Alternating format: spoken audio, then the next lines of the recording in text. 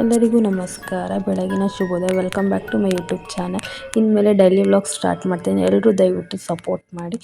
ಈ ಬೆಳಗ್ಗೆ ಎದ್ದಿದ ತಕ್ಷಣ ನಮ್ಮ ಅಮ್ಮನ ಮನೆಗೆ ಹೋಗ್ತಾಯಿದ್ದೀನಿ. ಬೆಳಗಂದರೆ ಒಂದು 10 ಗಂಟೆ ಆಗಿತ್ತು, 10-11 ಗಂಟೆ. ನನ್ನ ಮಕ್ಕಳು ಹಬ್ಬಕ್ಕಂತ 2 ದಿವಸ ಅಲ್ಲೇ ಇದ್ದರು. ನಮ್ಮ ಅಮ್ಮ ಕರ್ಕೊಂಡು ಹೋಗಿದ್ರು ಹಬ್ಬಕ್ಕಂತ.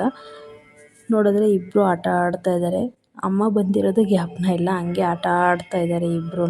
ನನ್ನ ಮಗ ದೊಡ್ಡವನು ಬಾಮ್ಮ ಕಣ್ಣ ಮುಚ್ಚಾಲೆ ಆಟಾಡೋಣ ಅಂದ್ಬಿಟ್ಟು ಡೋರ್ ಲಾಕ್ ಹಾಕ್ಕೊಂಡು ಹೋಗಿ ಬಚ್ಚಿಟ್ಕೊಂಡಿದ್ದಾನೆ ಮನೆ ಆಚೆ ಕಡೆ.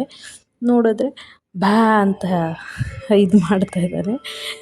ಅದಾದಮೇಲೆ ನಾನು ನಮ್ಮ ಮನೆಯವರು ಜ್ಯುವೆಲ್ಸ್ ಅಂಗಡಿಗೆ ಹೋಗ್ಬೇಕಾಗಿತ್ತು, ಬೆಳ್ಳಿ ಗೆಜ್ಜೆ ತರೋಕ್ಕೆ.